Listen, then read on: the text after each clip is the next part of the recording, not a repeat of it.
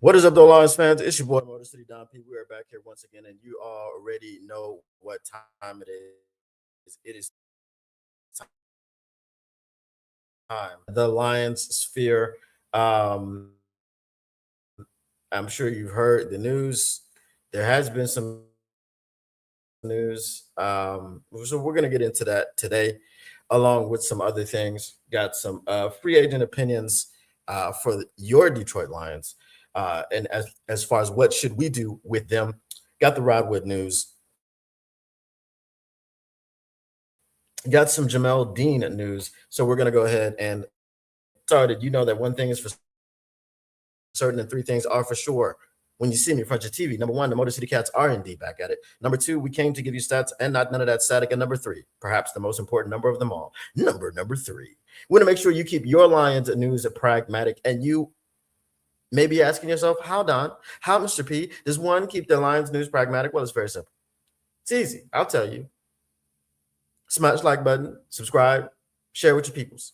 And once you've done those three things in any order, doesn't matter which order, you've indeed kept your Lions news pragmatic. And since sharing is indeed caring, and we're talking about your peoples, make sure that you share this with your mothers, your brothers, your fathers, your sisters, your cousins, your uncles, your brothers, your fathers, your sisters, your brothers, you name it. You name it. And after that, you've indeed cared about these people. What up, though, everybody in the chat? What up, though, Tactical Sport? What up, though, Mark Garcia? What up, though, to all the ones that are lurking and twerking, smirking, working? But if you're doing too much more of things that rhyme with lurking, I don't want to know. Keep them to yourself. Keep them to yourself. All right. Again, we'll get the news out of the way. So we know that Rod Wood, okay, this isn't breaking news, but I'll do the horn anyway. Rod Wood has indeed stepped down as the Detroit Lions team president. He was a longtime team president, and it's effective immediately. He will not be going into the 2026 season as the Detroit Lions team president. It is kind of weird, the timing of it all. Right before free agency, none of the restructures have been done.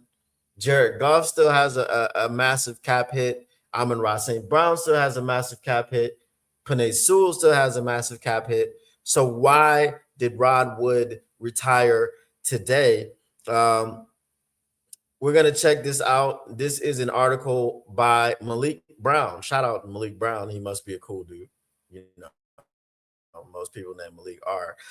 NFL on clutch points. It says,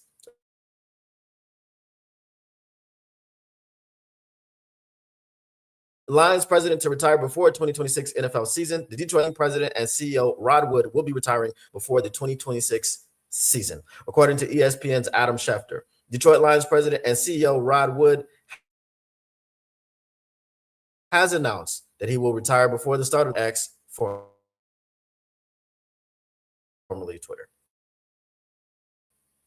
Wood wrote a statement regarding his retirement, thanking the organization for his time and what he was able to accomplish with the team. I want to thank the Ford family and ultimately Lions fans, especially during the Quinn Trisha era. We didn't trust you, but you know, you kind of got back in the good graces somehow with Sheila Ford Hamp coming in. So Wood said in a statement, "It has been an absolute thrill for me to lead this organization, and I am proud of what we have accomplished over that decade." Brian Dan Campbell. So that was Rod Wood's statement. Like I said, 11 seasons, very, very long time. Detroit Lions team president. As you know, he was the point man, or the fall guy, whatever you want to call it, with the whole Calvin Johnson situation, where They wanted to take back signing bonus. They actually did take back some signing bonus from Calvin Johnson because he retired. They wouldn't give him his money back. This, that, and the third thing. So that was all Rod Wood. Raising ticket prices. That was all Rod Wood. Okay. But like I said, somehow when Sheila came in, he was able to re-ingratiate himself to the fan base. A true redemption story, I guess. So Wood became the team president in November 2015 and oversaw all the team's football and business operations. Lions owner Sheila Fort Hamp spoke about Wood and his contributions to the team over the years. The entire Ford family would like to thank Rod for his dedication and commitment to the Detroit Lions and the city of Detroit. Leader for our organization and the entire NFL during that time, and has prepared our organization for a promising future. While Rod will be missed, we are excited to work with Russell Reynolds Associates to find the next dynamic leader of our business.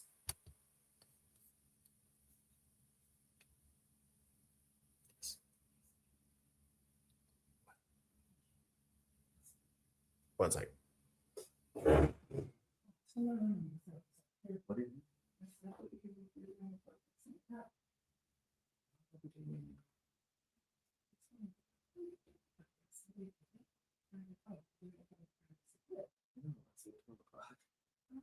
Say it like no.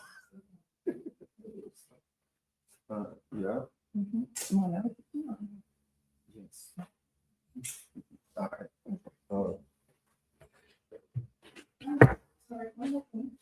Yes.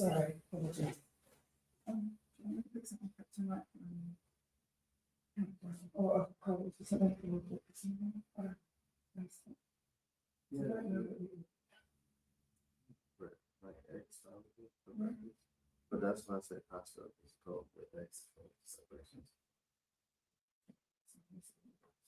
Just normal stuff. Anything that you eat, I probably could eat it. As long as it's seasoned. Huh? It does.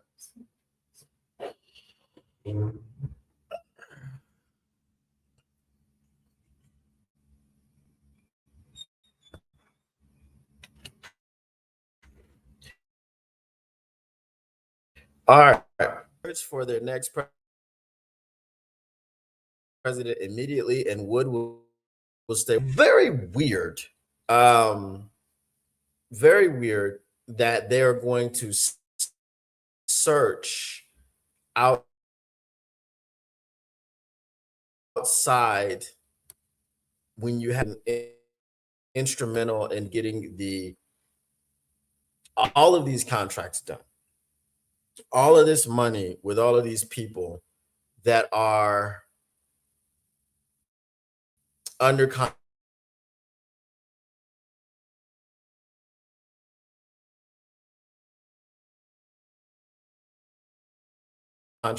from. Okay.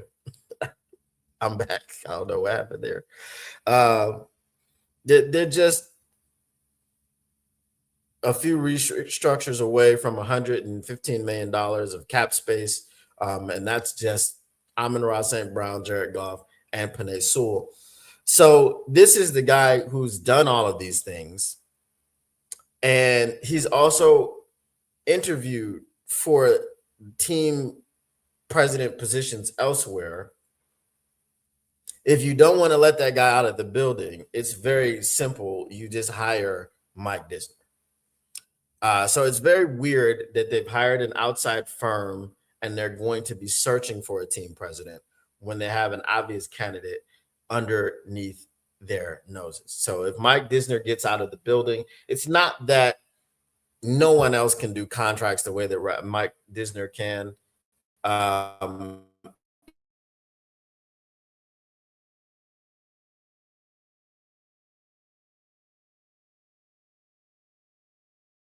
It's just that you have the guy, he's already there, he's already doing the hell's going on with my internet today. So I don't know. My internet is acting kind of funny today. I do not know why. But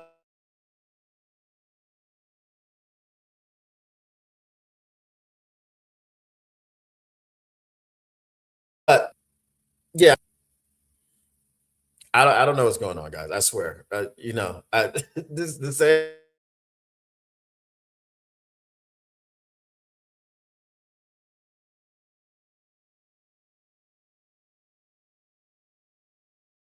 Shep situation. This is fantastically, and then I don't know. It's kind of weird to me. It's kind of weird that Mike Disner wouldn't just be slotted right on in there. Um, Let me see what y'all got to say. I wasn't that much of a fan of Rod Wood anyway. He was there during the dark ages, and I'm not sure if the turnaround was him or not. So I'm going to just say it wasn't him that turned things around. Oh no, it wasn't him that turned things around for sure. I just say uh he had a less of a because remember we hated Rod Wood, like we wanted Rod Wood gone. Um, and then we tolerated him and didn't really pay too much mind to him when Sheila got there and the new regime got there and turned things around. We again, when Sheila did come in, we were like, why don't you fire Rod Wood as well? Right. And then she said he would stay on as the team president and blah, blah, blah, blah. And then things started going up. So we really didn't care about Rod Wood, to be quite honest with you. What up, though, Ship? He says, hey, Chef, did you see the Kirby picture of his knee? I'm not going to make a big deal out of it, but it is definitely something to be a little concerned about. I did see the picture of his knee. I all I know is it was treatment, right? He was getting treatment. Um,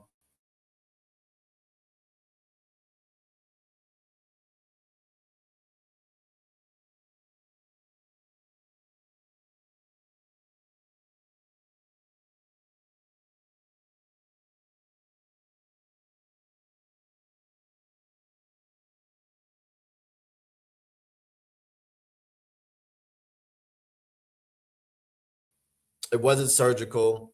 I don't know if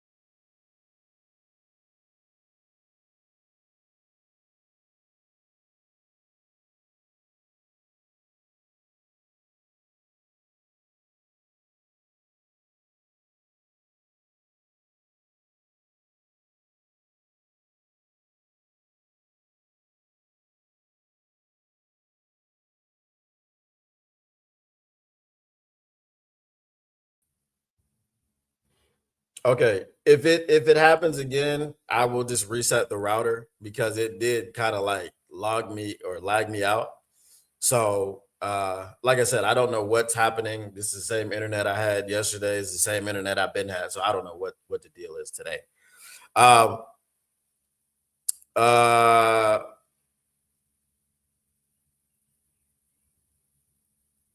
yeah, so what I was saying was that the picture of Kirby's knee is it's treatment. I think I don't know if they were getting ready to inject stem cells or whatever have you, but that does seem to be what that is. So I don't know. We'll see what happens. Timing does seem odd. I see that Wood is staying until they hire a replacement. Again, I don't know why they got to look for a replacement. I would think that Mike Disner is right there and he's available to be promoted. I think that's more of a no brainer than the Detroit Lions just doing Detroit Lion things and being afraid of the unknown and being afraid of outside people. And the I will give you guys the word of the day. If you don't know, xenophobia. The Detroit Lions are a very xenophobic organization. If you don't know what xenophobic is, look it up and then you'll understand what it is. I think they're hiring the firm just to do their due diligence, but will ultimately hire Mike D. Then you're wasting money. You're wasting money and you're wasting time. If you're telling, and then you got to go tell Mike Disner, hey man, you're gonna get the job, but we just got to make sure that we look like we're doing something. And you don't need to look like you're doing something. It is a team president. It's not a freaking coach. It's not a head coach. It's not an offensive coordinator, a defensive coordinator. They didn't do no damn due diligence when they hired them Chuck. They didn't do no damn due diligence when they hired Johnny Morton. So why we need to do due diligence on a team court on a team president? I don't know, but I understand what you're saying. All right. So that's the Rod Wood stuff.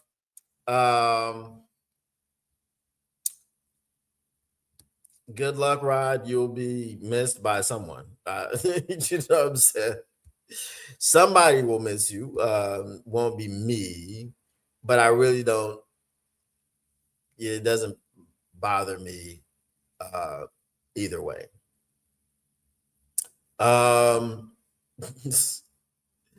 We've got a pros and cons article. Okay, so let me do that one later. But this is the one that I wanted to get to.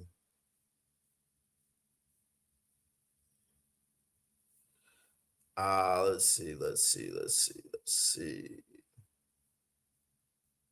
All right. This is an article from Mike Payton. NFL Insider pairs the Lions with a player they should have signed 3 years ago. Finally, here is one that I fully agree with. I wrote earlier on Wednesday about how insiders keep pairing the Detroit Lions with guys who were once good instead of guys who are still good. This time it works. NFL Insider believes the Lions are the best fit for cornerback Jamel Dean. Fox Sports NFL Insider Greg Oman listed the top 100 free agents available and paired each of them with a team. Dean was one of the guys he paired with the Lions. Here's what he had to say. Dean, 29, had one of the league's more remarkable seasons, agreeing to an $8 million pay cut but to stay in Tampa. Then having a huge season with 3 interceptions and 2 forced fumbles. Pro Football Focus loves him, rating him as the NFL's number 5 cornerback for 2025 and ranking him as the number 5 overall free agent at any position. He could draw his old Bucs salary of $12 million a year as a free agent, but he's only played for Todd Bowles in Tampa and likes it there, so there's no telling what he'll do. Let's start here. This is what the article says. I'm going to tell you, I don't love it so far.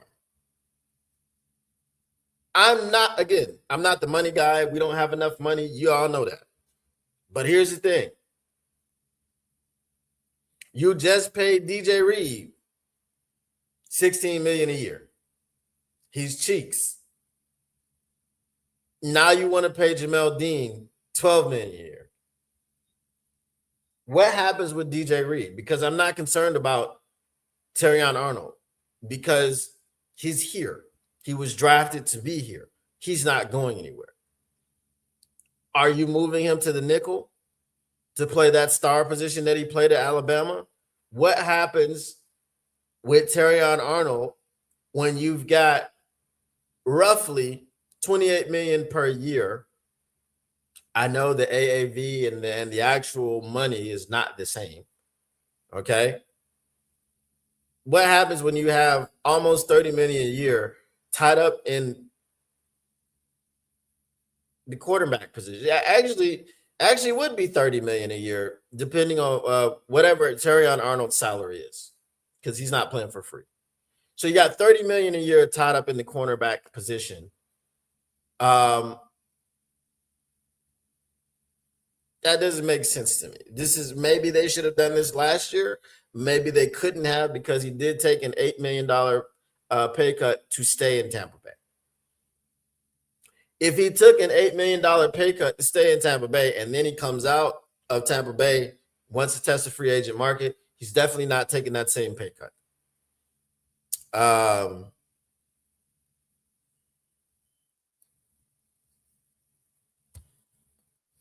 did you hear? Yes, I heard that. Uh, we'll talk about that too. Yes, I've got just the player they can take for Max. I've got just the player. I already told you guys I don't care nothing about 2 first-round picks because it's 1 first-round pick. Okay. Again, you're drafting with the 17th pick of the 2026 NFL draft. The Detroit Lions select Max Crosby, Las Vegas Raiders. Next year, they won't say that about you because you don't have a first-round pick. This year, your first-round pick's Max Crosby. So I don't. If you're going to draft an edge, he's not going to be what Max Crosby is right now. You understand what I'm saying? So I don't care about that first-round pick. The second first-round pick, okay, you lost it, right? The first-round pick is a pick that you've used. You've drafted a player, right? You can't say the same thing about the second one because you got nothing for that guy that year. This year, for your first-round pick, for pick number 17, you get Max Crosby. That's who you drafted, number 17 overall, right? If they could redraft, this is basically the equivalent of a redraft. If you could redraft, Max Crosby is a top 10 draft player. He's a top 10 draft pick. Depending on the year, he might go number 1 overall, right? So now you have the chance to draft him at 17 in your redraft. So that's very simple. I don't care about the 2 first-round picks. And the player, Elaine McNeil, we'll talk about that later. You can, thank you for your service. Okay. I don't, All right. So here, let's start here. We talked about this recently when we ranked the Lions' offseason needs. We put cornerback up pretty high because the Lions just can't afford to wait anymore there. They need proven talent, and they just haven't been able to find it. Frankly, this should have been Brad Holmes' number 1 move in 2023. Oh, he's a DB snob. That wasn't his number 1 move. He did. He just went and got Emmanuel Mosley. But the Lions instead went with Cameron Sutton and Emmanuel Mosley. Neither worked out. Then Carlton Davis didn't want to come back. DJ Reed, lies. Carlton Davis didn't want to come back. You see, this is why I don't deal with freaking Mike Payton. Carlton Davis wanted to come back. You didn't want to pay him. He sat there and told you Dan Campbell was his favorite coach that he ever played for, right? He'll probably say the same thing about Mike Vrabel at this point in time, but he said that about Dan Campbell after having played for Todd Bowles. He wanted to come back. Brad Holmes did not want to pay him. Zadarius Smith wanted to be here. Brad Holmes didn't want him here. It wasn't anything about Carlton Davis not wanting to come back. That is cap. Stop the cap. All right. DJ Reed got hurt, and so did Terrion Arnold. Enough is enough. Dean is still very good and arguably even better than he was in 2023. If the Bucks do let him out of their sight, $12 million a year is more than fair for a cornerback who would change the Lions' secondary over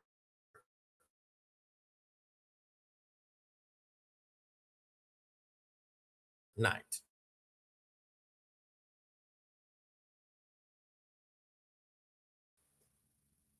I don't have a Jamel Dean's a very good corner.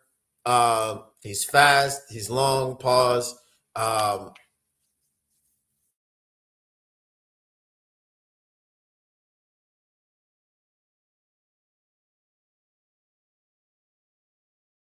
Issue with that. I'd love to have Jamel Dean instead of DJ Reed.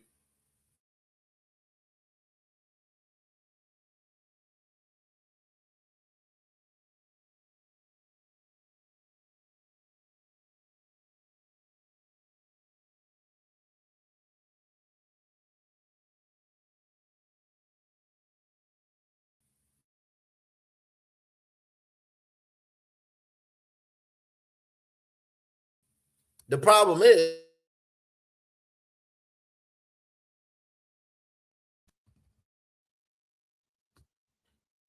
Okay. If it happens one more time, I'm just gonna restart the router. All right. You're paying DJ Reed an AAV of $16 million per year.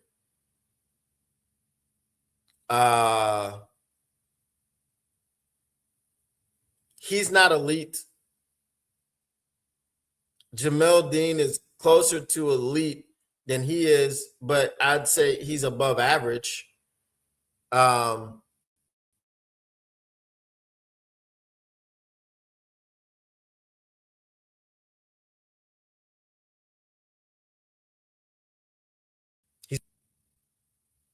If you had Jamel Dean and Carlton Davis like they did in Tampa Bay, that would be something different. Unless DJ Reed has a serious bounce back season, because I don't want to hear nothing about him being hurt. Look, everybody forgets the Packers game. Was he not getting cooked by, who was it? Romeo Dobbs or Dontavian Wicks or whoever it was. Was he not getting cooked in the Packers game? Right? He had 2 interceptions, I think 2, in the Browns game. It's the Browns, the Cleveland Browns. And I think that was his only 2 interceptions. Right? Was it the Browns, or was that just his second interception of the year and then he got injured? Now, the stat for DJ Reed is this. He's only given up 50 yards in a few games. And in those games, he went up against CeeDee Lamb,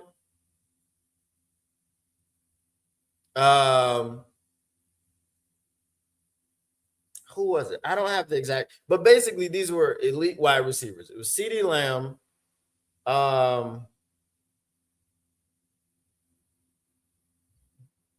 let me get the numbers.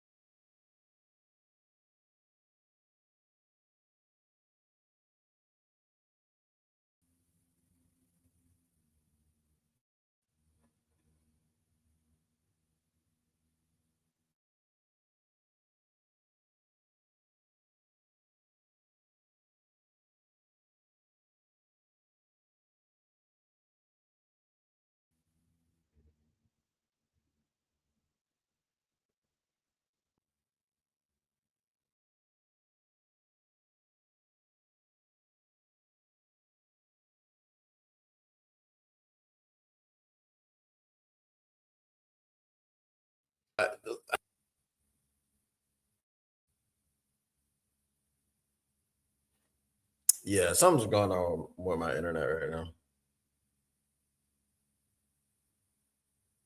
All right. So games with 50 plus yards allowed.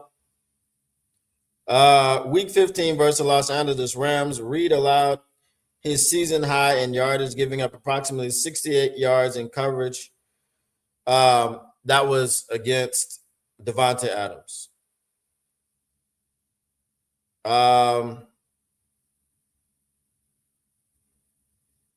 Week 1, Romeo Dobbs and Jaden Reed.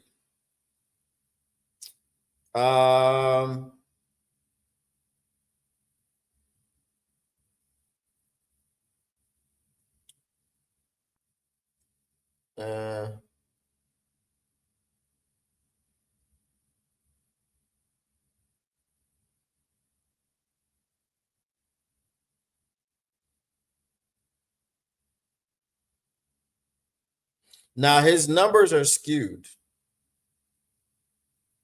Okay. In the Lions Week 14 game against the Dallas Cowboys on December 4th, 2025, DJ Reed gave up 105 yards in coverage to CeeDee Lamb. Okay. Devontae Adams, CeeDee Lamb.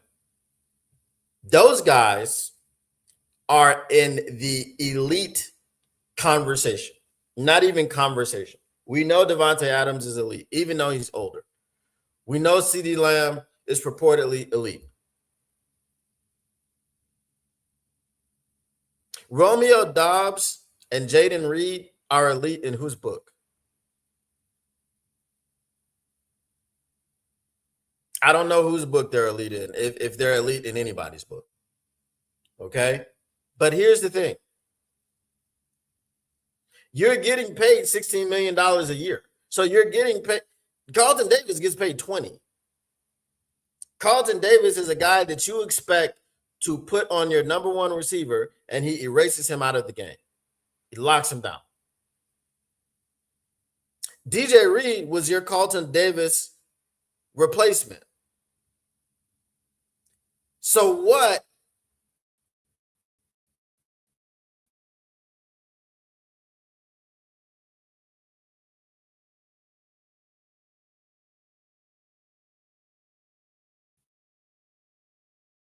am I supposed to do with, oh, well, I don't know, bro. What am I supposed to do with it was CeeDee Lamb, it was Devontae Adams? What do we do with that?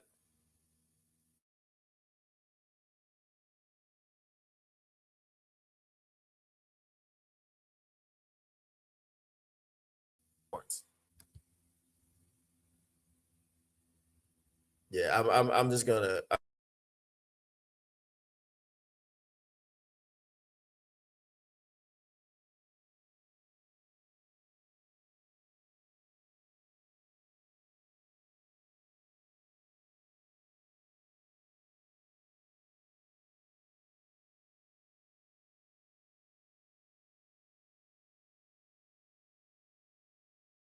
I'm gonna all right. Be right back.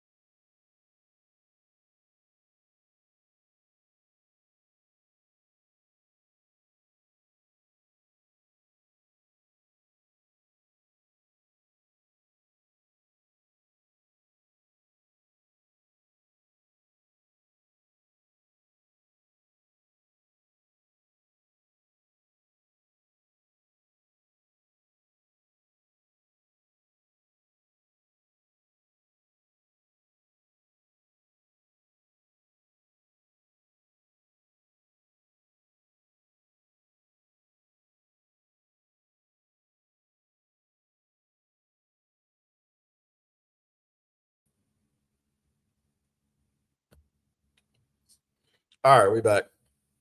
Um, so yeah, as I was saying, DJ Reed supposed to be your number one corner, and it's okay that he gives up 105 yards to CD Lamb. It's okay that he gives up 50 plus to Devontae Adams because you're not supposed to be able to cover those guys. Nobody else can. This is why they both won the Super Bowl because there's. Oh, I'm sorry, they didn't. You CD Lamb didn't make the playoffs. What? Uh, Devontae Adams didn't win the Super Bowl. So that's a built-in excuse. I don't want to hear that. Now we're talking about bringing in another corner. I mean, like I said, I'm always the person that tells you that it's not about the money and the money's there and you can make it work.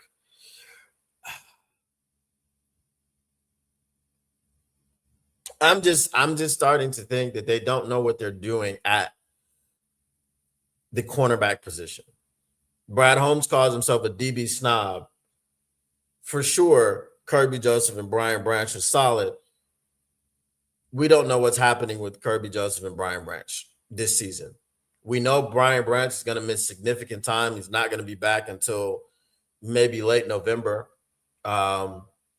which is around the time that his injury actually occurred, right? So we're saying a whole year for him to be out. And then Kirby Joseph, we don't know what's going on with his knee. We don't know, he showed us a picture of him getting some sort of treatment. We don't know if that's going to have him all the way back. We don't know if he's going to be taking weeks off. Okay, he's got to have maintenance and load management and all these other things. He's probably not going to practice too often. But what is he going to do as far as game time? So for sure, those two were hits, and they were found in the third and the second round, respectively. However, the cornerback situation has been abysmal, other than Carlton Davis, and flashes of Terrion Arnold. Carlton Davis should have been retained. Y'all know how I feel about that. Again, if you would have paid Carlton Davis $4 more million a year, you wouldn't be talking about going and grabbing Jamel Dean, which is going to make your total $8 million more than what you would have been paying if you were only paying Carlton Davis, right? Because you paid DJ Reed $4 million less per year because you thought you were getting a bargain and you got what you paid for. Now you're talking about bringing in Jamel Dean for $12 million a year. Well, that is what? 16 plus 4 is 20. Take away that 4 from the 12. What do you have left? 8. As I said, 28 million tied up in the cornerback position when you could have just had 20 million and Terrion Arnold. You see how that works? So I'm not a huge fan of this thing with Jamel Dean. All right.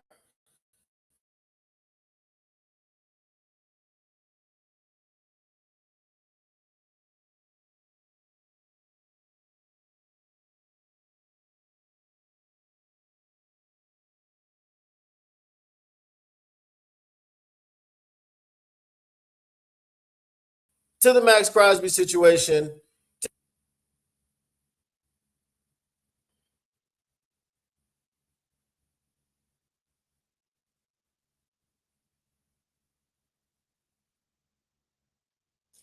All right.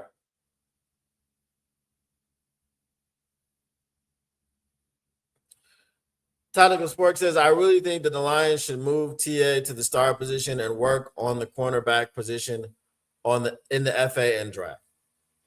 And again, that makes sense. But what doesn't make sense is then having to reallocate those funds.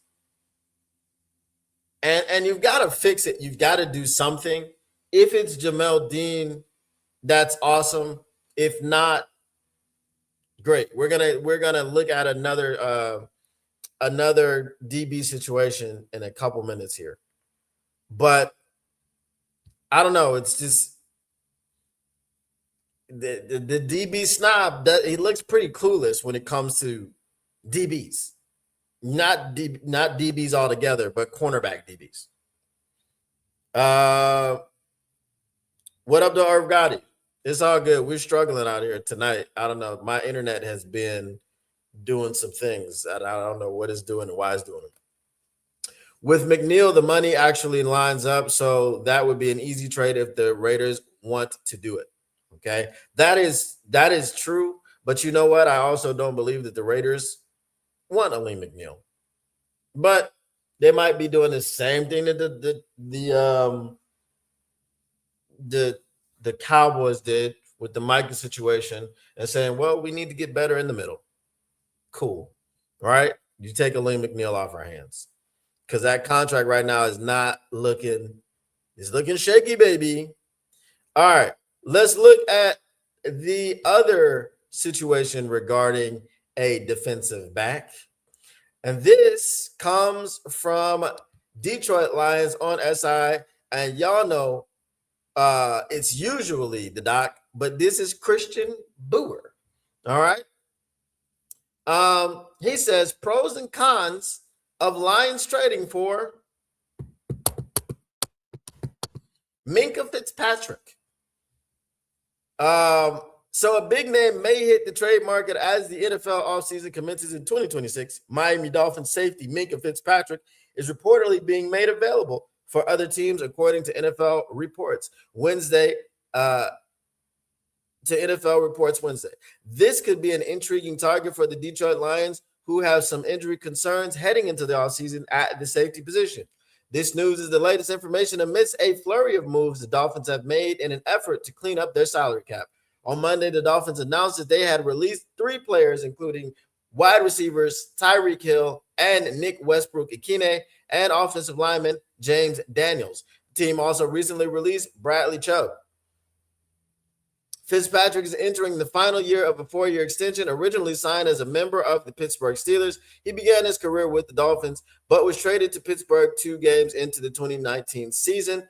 He would play 6 seasons with the Steelers before heading back to Miami in a trade involving a cornerback, Jalen Ramsey, the veteran, involving cornerback Jalen Ramsey. The veteran is a 3-time All-Pro and has earned Pro Bowl recognition in 5 seasons, including 3 years in a row from 2022 to 2024. Jordan Schultz sources the Dolphins have had trade talks with teams regarding 5-time Pro Bowler safety Minkah Fitzpatrick. Miami released 4 players earlier this week, including Tyreek Hill, and are in the early stages of. The Lions would be an interesting contender in potential trade talks for Fitzpatrick in an ideal scenario. The team would be set with Kirby Joseph and Brian Branch roaming the back half of the defense. We don't know that. However, there are concerns with injuries surrounding both players heading into the 2026 season. Right.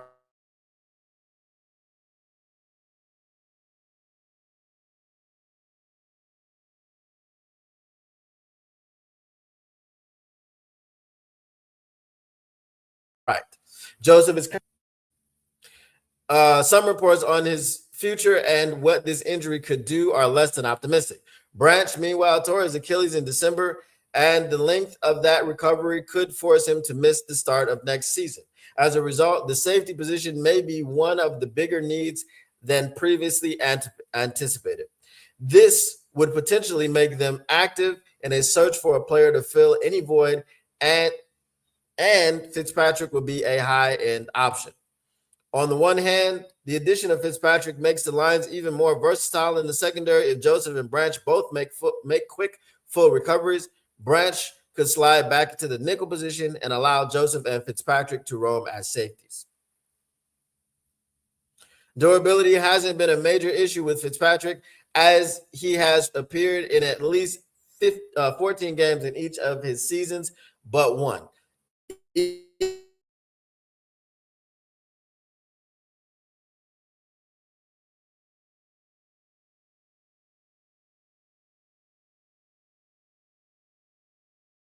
even though he wasn't selected for the 82 combined tackles, an interception, a sack, and 6 passes defense.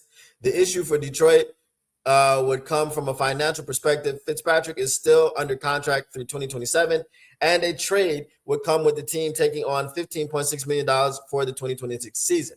The Lions are already in the negatives in cap space, and while they can create cap space through restructures and cuts, it would be difficult for them to add this contract to their books. Actually, it wouldn't, especially if you extend him. If you extend him, you already know what happens. Additionally, Fitzpatrick is likely looking for a trade to a team open to signing him to an extension. Like I just said, the Lions have already committed plenty of funds to retaining their own talent, and the likes of Jahmyr Gibbs, Jack Campbell, Branch, and Sam Laporta would only add money to their books. While adding Fitzpatrick would be a massive move, it may not be in the best interest of the Lions at this stage. Instead, the team could opt for a younger option who could develop in their first year before taking on a more prominent role in the event that Joseph and Branch struggle to recover long term. Now, this situation is going to take a 4th round pick. That is it. A 4th and a 5th, maybe. A 4th and a 6th, right?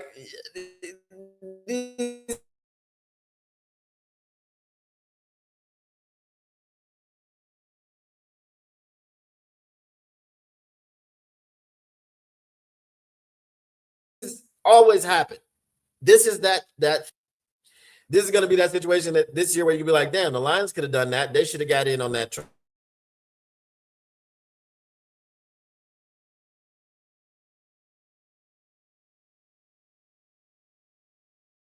A younger, cheaper option. It is a major need at this point in time. I just don't know if I'm doing it. So he's what, 8 years in the league? 9 maybe? I don't know if I'm doing that. Plus extending him. Yeah. So let me see what y'all think.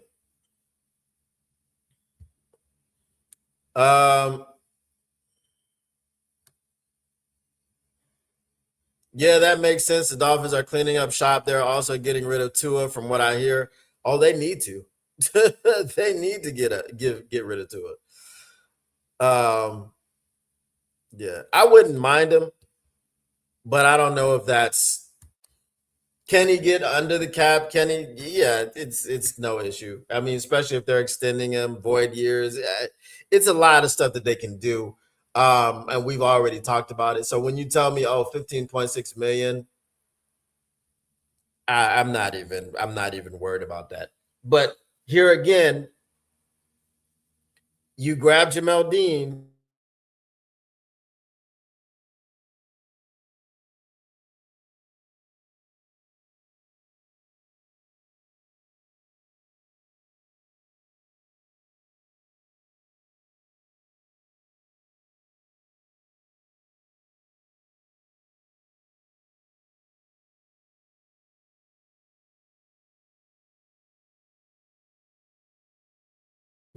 You trade for me. All right.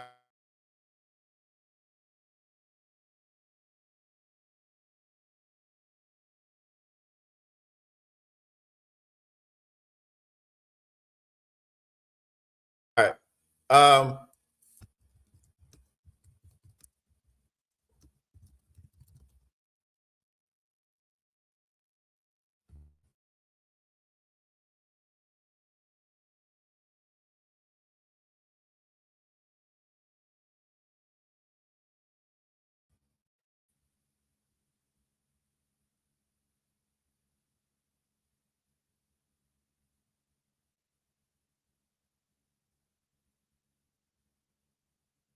Nah, it's on my end. Something, I don't know. Something happened to my internet today, and I don't know what it is. It started acting up. Um, the only thing I can think of is I connected my car to the Wi-Fi, and maybe. So let me go out and disconnect it and be right back.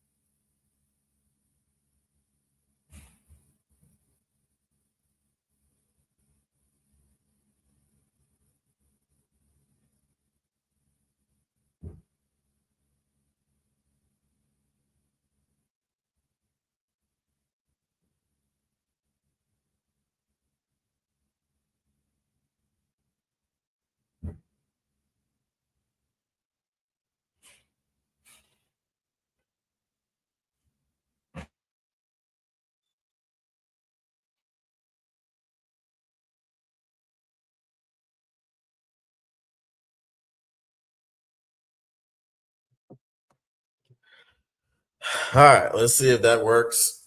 If it does, I know that I can't have the car connected to the Wi-Fi while streaming. Um,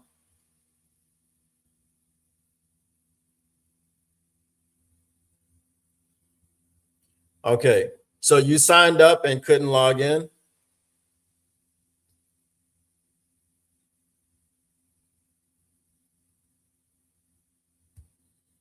All right, so his cap hit was 19 million, and maybe a hard pill to swallow for the Dolphins. Pause. um, like, so here's the thing: you sign Jamel Dean, you trade for Minka Fitzpatrick. Cool. Now you've fixed your secondary for the most part. Um, and I'm not opposed to fixing your secondary. I'm annoyed at someone calling themselves a DB snob and then just having to scramble and make these types of moves because you didn't know what you were doing. You didn't know what you were doing when you let Carlton Davis out of the building. You didn't know what you were doing when you signed Emmanuel Mosley. You didn't know what you were doing when you signed Cam Sutton. Uh, it's you didn't know what you were doing when you drafted Ennis Rakestraw. It's creating an unnecessary holes. This should have been fixed by now. We're going into year 6 and you still don't have a secondary. That's crazy. You had one the year before last and you let him out of the building. You know what I mean? But Brian Branch, Kirby Joseph, Brian Branch, that was a situation where nobody saw it coming. Kirby Joseph, you could say they have some culpability in it because they didn't give him a physical or whatever before he signed, or not an extensive one. So but it's a degenerative need. It doesn't just pop up overnight. I'm sorry, it doesn't. Um,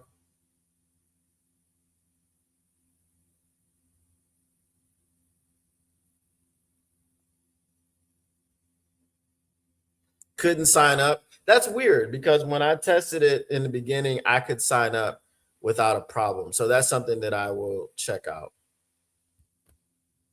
Um, wouldn't be shocked if we signed D. I mean, I'd be shocked because that's just an admission of defeat by Brad Holmes. And he doesn't like to admit defeat. He signs these harmed dudes all the time, broken yo-yos. And that's been the problem. So I'd love to have Jamel Dean and Minka Fitzpatrick on my team going into the season. I'd be excited about the secondary and what we could do, but then they'd probably just want to play man coverage and not really use Minka to his strengths, um, which is moving him all over the defense and all over the field. I don't know, bro. I mean, the defense is not in good hands. I'm gonna tell you that much. Um, I don't want to speak too soon, but I feel like it was my car. I feel like it was the car. Um, the defense is just not in good hands right now, and I don't appreciate it. I don't like it. I don't enjoy it. Uh, it's not what you do, man. You don't just keep throwing money at the problem. All right, we couldn't. We drafted one guy, and while he looks like he's promising and he has potential, he got injured twice this season. You know, two separate shoulders.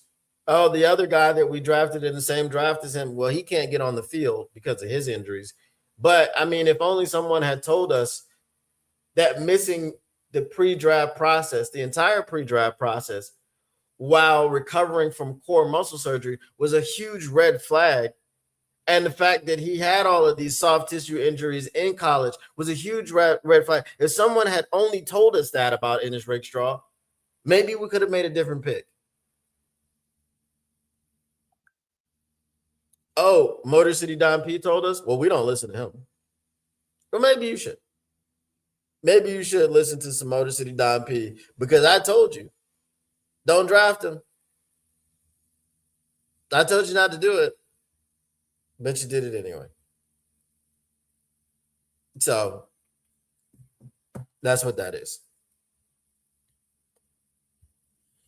It seems that the only CB that the DB snob got correct is CD3. The class is still out on TA. That is correct.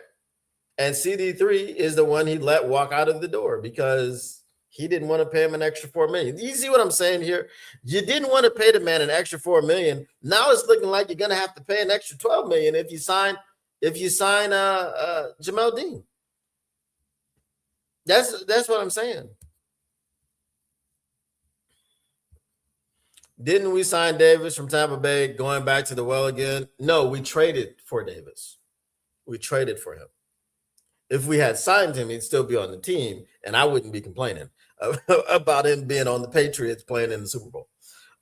Do you think this is going to be a make it or break it draft for Holmes? No. And the reason I say no is because he's got one more after this one. He's got one more after this one. What I will tell you is this, and I don't know how this would happen, but let's say that everyone he chooses has the same impact as Tyleik Williams and Isaac Tesla, which was very minimal. It's going to be hard to justify extending his contract beyond 2027. Also, a general manager needs to do other than draft. He needs to execute trades and he needs to sign the right free agents. And we were going to get into not all of our free agents, but some of our, well, probably all of them. Our own Detroit Lions free agents. We were going to get into the talk because I saw a podcast yesterday. I was listening to one. There was praise for Thomas Harper. What are we doing? Like as Lions fans, Thomas Harper, like it's important to re-sign Thomas Harper. Thomas Harper was on the vet squad, you know, that thing that they call the practice squad that nobody else does. He was a professional practice player. He practiced football professionally. And then he had to come up because Kirby Joseph was hurt.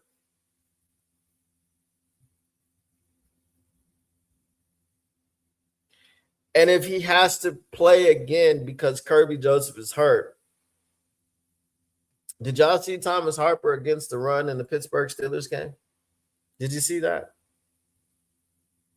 Did you see him missing run fits on those 345 plus yard runs by Jaylen Warren? Did you see those things?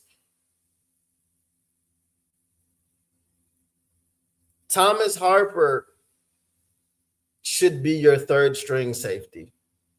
There was in this thing, it was mentioned how PFT or PFF had him graded as like the 11th best safety. I was like, come on, dude. When PFF starts talking their nonsense, just put the tape on. Because that's how you refute PFF. You refute PFF with facts and evidence. That's it. You bring forth evidence to refute PFF. You bring forth reality and you refute PFF. Once you start talking about reality, then PFF's entire argument collapses. To have Thomas Harper rated anywhere is ridiculous. especially if the top 15, the top 20. No, no. So this is ridiculous. Um,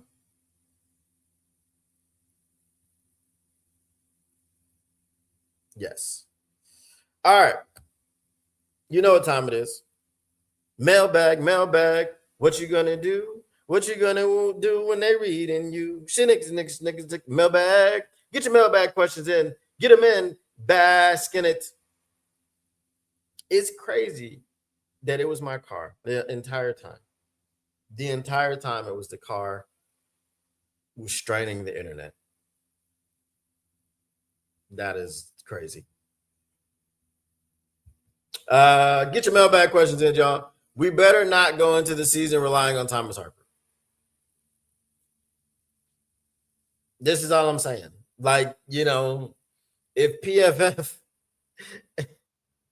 talking about he's, a top safety, the top, PFF saying he's a top 100 safety is crazy. People fumbling facts. I would say people fudging facts. Yeah, they're like,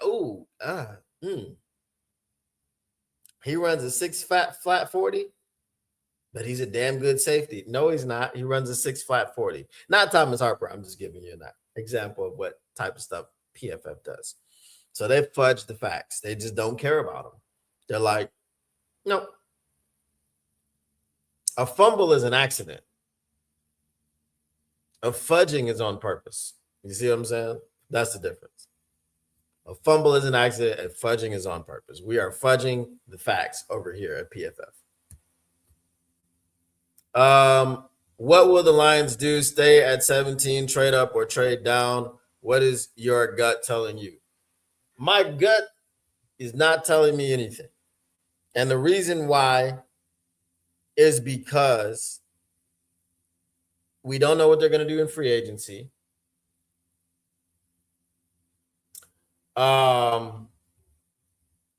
If we're talking about 17, I don't see too many trade ups happening.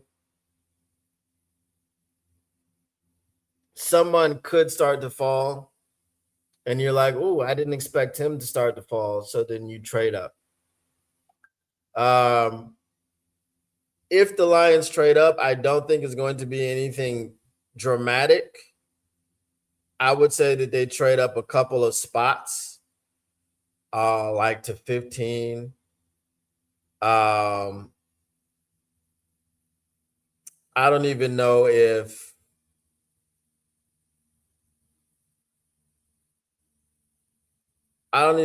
you want to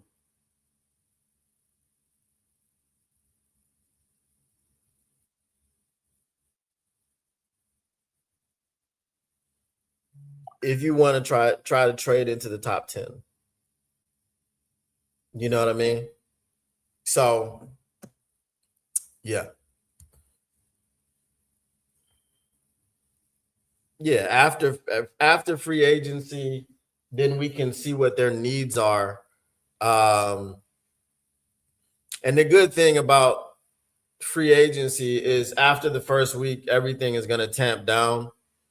And there are people that are still going to be available after the draft. So even if you don't address everything that you need to address in free agency, you can still deal with the draft. And then you got your undrafted free agents, and then you've also got your veteran free agents for the NFL. So, but yeah, I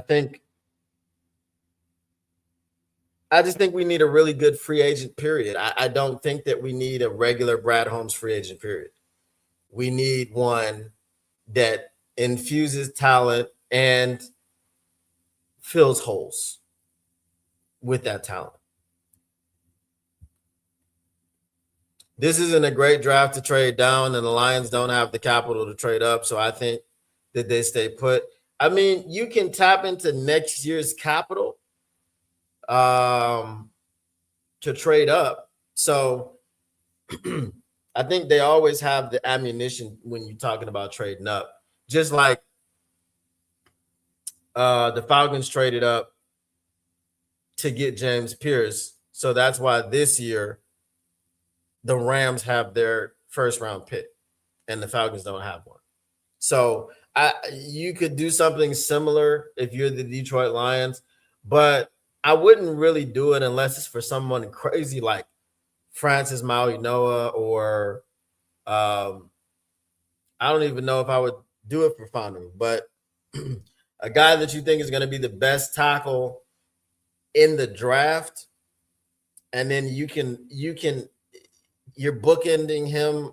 The bookends are the best tackle from Penei Sewell's draft and the best tackle from this draft.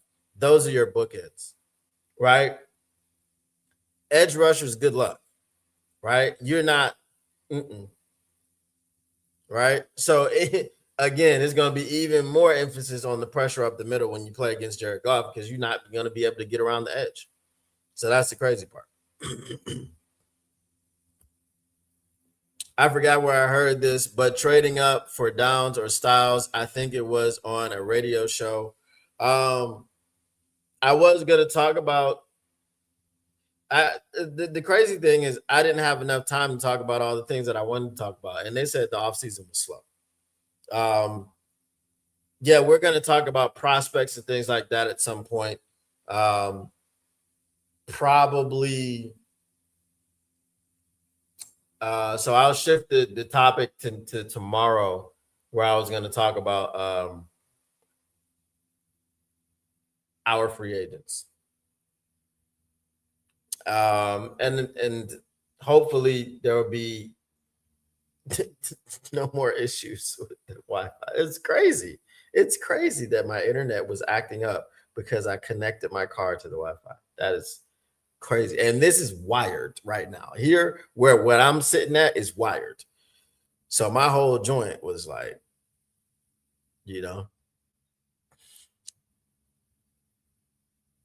Anyway, so we're gonna go ahead and get out of here. I will try to look into the issue with the sign up. I don't know why that's an issue now, because I know I did not have any issues when I tested it. But Tactical Sport even said yesterday that it wasn't saving the sign up emails or something like that. So yes, we'll go ahead and take care of that. All right, Stephanie.